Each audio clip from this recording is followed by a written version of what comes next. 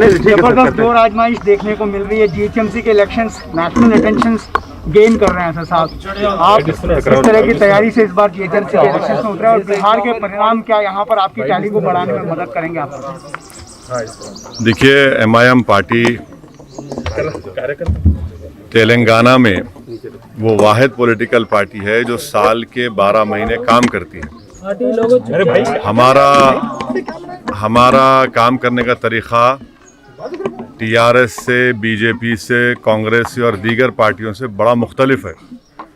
ये तमाम पार्टी सिर्फ इलेक्शन के ज़माने में एक्टिव होती हैं। हम लोग साल के 12 महीने काम करते, हैदराबाद की जनता के दरमियान में हम रहे हैं और हमको यकीन है कि हमने जो काम किया, हमारे जो कॉरपोरेटर्स ने काम किया, अब हमारे जो कैंडिडेट्स जो हैं उससे हमको अच्छा नतीजा मिलेगा और इससे कामयाबी हासिल होगी।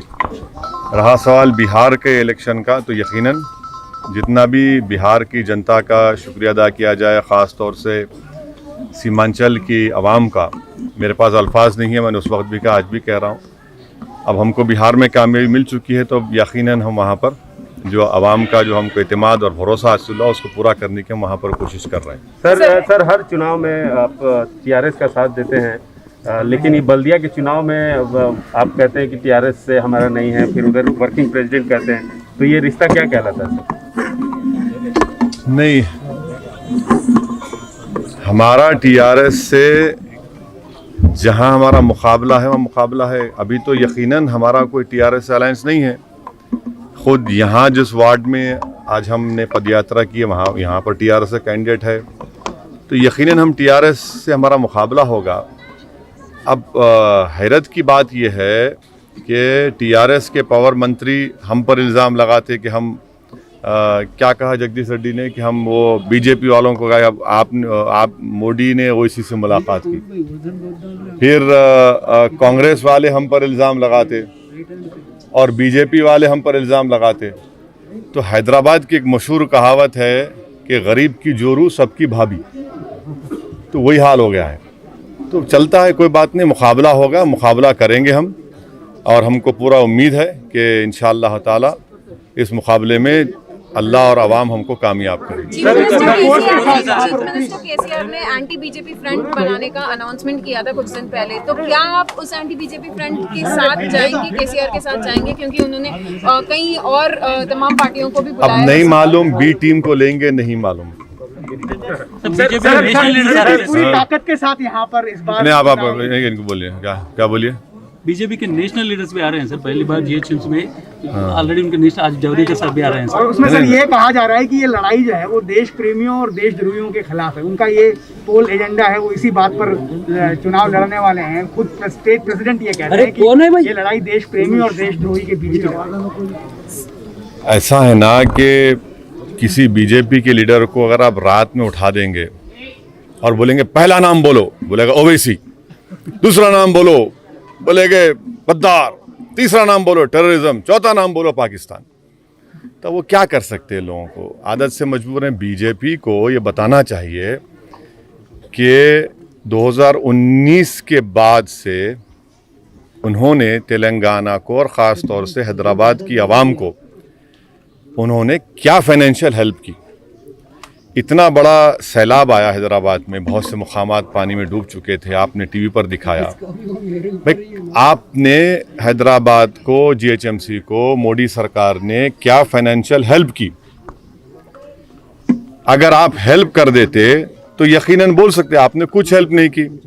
तो जाहिर है हेल्प नहीं करने की बुनियाद पर, कोई मदद नहीं देने की बुनियाद पर अब इसको एक कम्युनल रंग देने की कोशिश कर रहे हैं। यहाँ पर कुछ होने वाला नहीं है, आवाम जानती है, जनता जानती है। यकीनन कोई भी आके इलेक्शन लड़ सकता है, कैंपेन कर सकता है, तो इससे हमको कोई मतलब नहीं। सर कल आपने ट्वीट किया था यूएपीए पे, और आप जो सवाल उठा रहे हैं क्या सर? एमएचए भी उसी का सब क्वेश्चन है। एमएचए मतलब रेडिकलाइजेशन पे जो क्या है, आप फिर उस पे क्या कहना है? सुनिए, यूएपीए के लिए मैं 2008 या 9 में जब चिदम्बरम साहब होम मिनिस्टर थे, जब उसका अमेंडमेंट लाया गया, मैंने पार्लियामेंट में उसका अपोज किया था। 2019 में प्रेसिडेंट होम मिनिस्टर जनाब अमित शाह उसका अमेंडमेंट लाए, मैंने उस वक्त भी अपोज किया। तो यूएपीए एक ड्रैकोनियन क़ानून है और इसकी जिम्मेदारी कांग्रेस और बीजेपी पर आयद होती है। दुनिया में कोई भी ऐसा देश नहीं है जहां पर कोई क़ानून में 120 दिन का डिटेंशन होता है।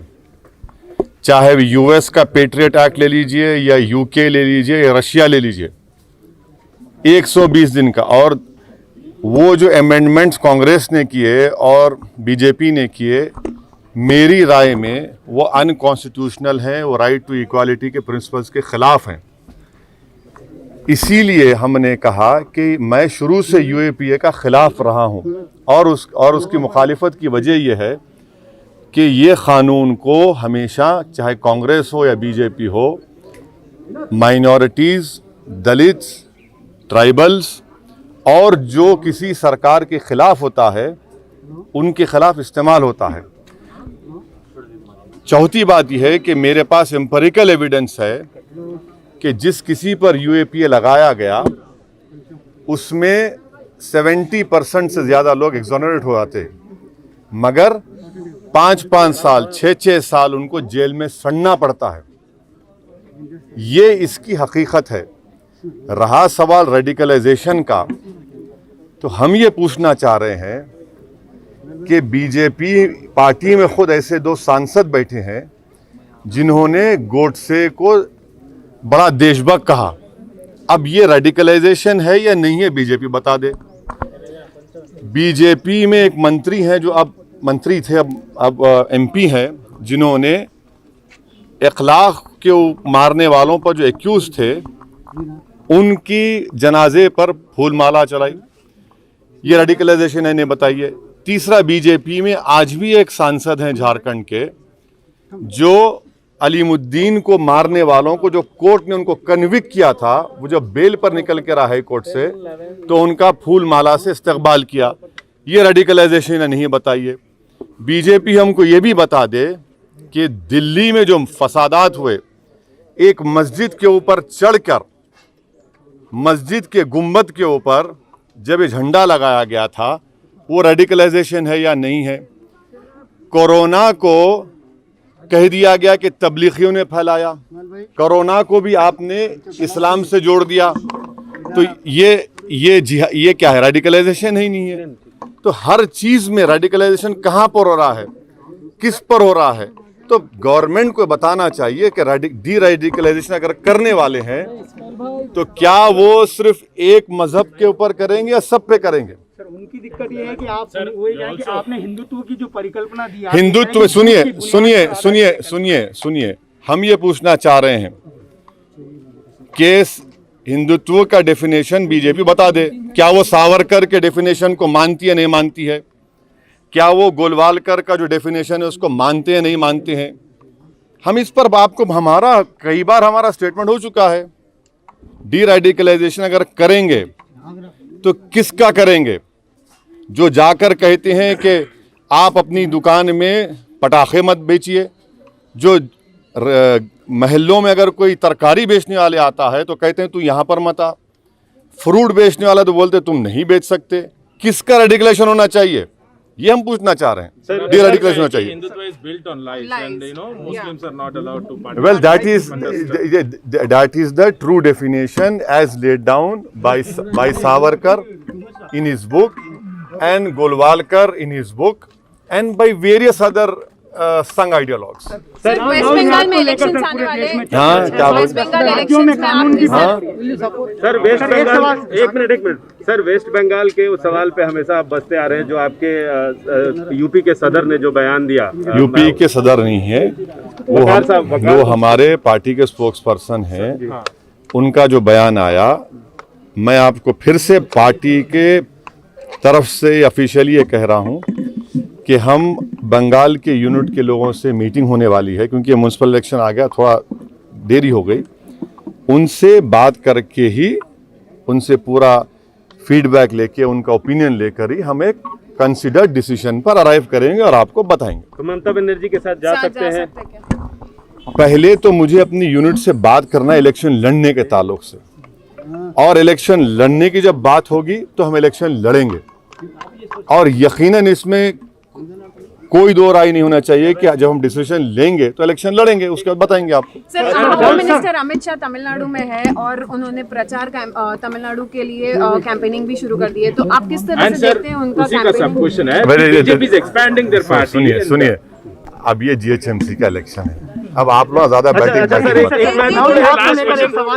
ऐसा राज्यों में कानून बनाने की बात हो रही है, लगातार विरोध हो रहा है लव जिहाद को लेकर, आपका क्या ओपिनियन है, क्या वाकई में?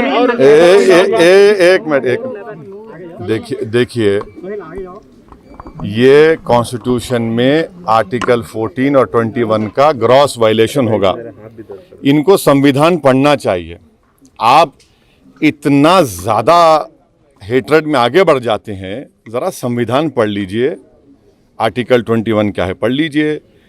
स्पेशल मैरिज एक्ट का ख़त्म कर देंगे आप, उसको ख़त्म कर दीजिए। फिर आप ये बातें करना, इस तरह से सिर्फ हेट्रेड पैदा करना, ये नहीं चलेगा। कोरोना की मारामारी की वजह से भारत में करोड़ों लोगों की नौकरियां जा चुकी हैं, उनको नौकरियां दीजिए।